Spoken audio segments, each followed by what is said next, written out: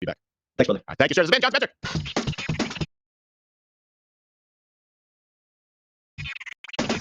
All right, we have a couple more chats I guess we're going to take. Thank you.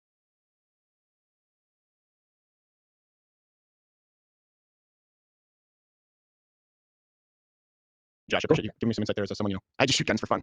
So I did. Yeah, you did. Question from Gold Mermaid. Question 1. What are your thoughts on hearing Elon Musk complain about censorship when he flatly refuses to reinstate Alex Jones? Yeah, that is a tough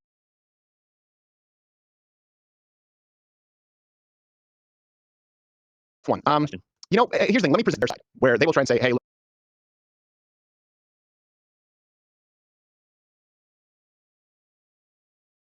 this is the guy who did damage with Sandy Hook. Parents were being harassed. But if you actually watch the hearings, you understand that Jones not only never advocated for anyone to go after the parents, and Alex Jones wasn't the person who spearheaded the conspiracy. He did stir up and said he thought that people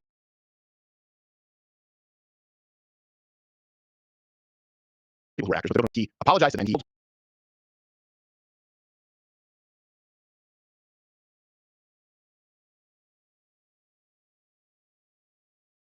people off from harassing anybody. I think you have to use, so that's the argument they would use. Well, Sandy, okay, I think the standard you have to use, certainly if places like the Taliban, people like Taliban, would be law. Is there an actual breaking of law? Has there been a call to violence? If you're going to be a free speech platform, unless it meets the threshold of criminality,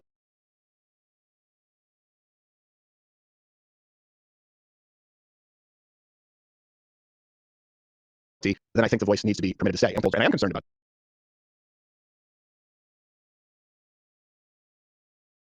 that. Yeah, Alex Jones has not been reinstated. Because some of the conspiracies, by the way, Alex Jones, that were conspiracies, now you hear Elon Musk about them. They're true too. So yeah, so that does work. And there's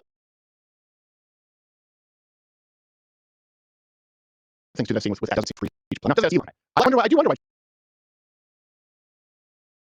Joe Rogan doesn't have Elon. I mean, Joe Rogan not only was friends with Alex Jones, Joe Rogan used to do Alex Jones' show on his local Austin radio every single time he was in town.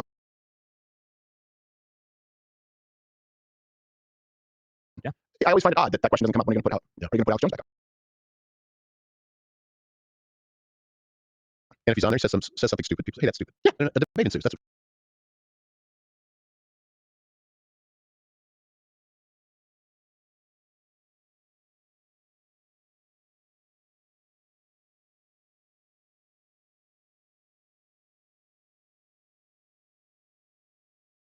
pressure on Iran right now. The funds come.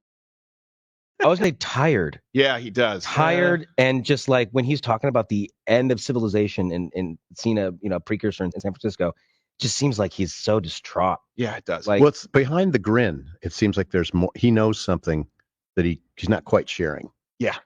And there's a deeper issue. Yeah. He leaves trails of breadcrumbs. If you see things that he retweets, for example, things like, cabals of pedophiles. Now, that doesn't mean that we're talking about some Satan worshiping. What he's talking about is people in positions of power who have a vested interest, for example, allowing open borders because of sex trafficking, in which they protect like that. Things that have been verified, proven to a small degree in individual case. I mean, Epstein, I think it's relevant. I think it's relevant that the most powerful people in the world were visiting Sex Island. 26, huh? That's just Bill Clinton. That's 2 dozen. That's 2 baker's dozen. Yes, the math is, it seems, I was doing the math. I haven't been Chick-fil-A 26.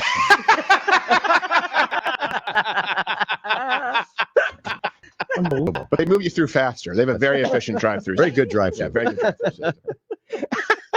But think about it. So now we had Barack Obama, who was, now I believe that marriage is between man and woman.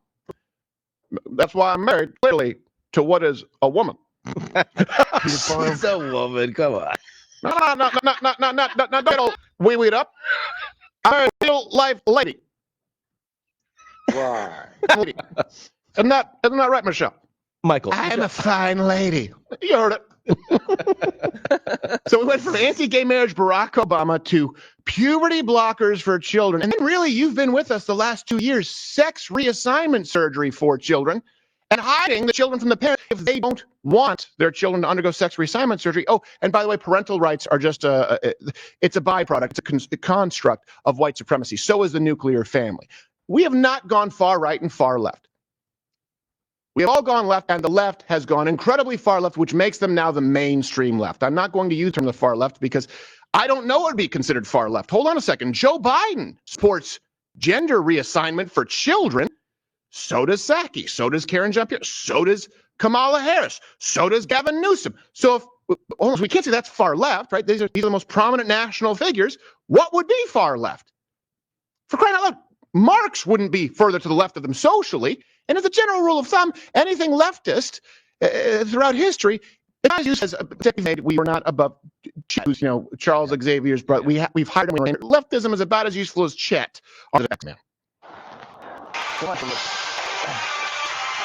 I can't turn.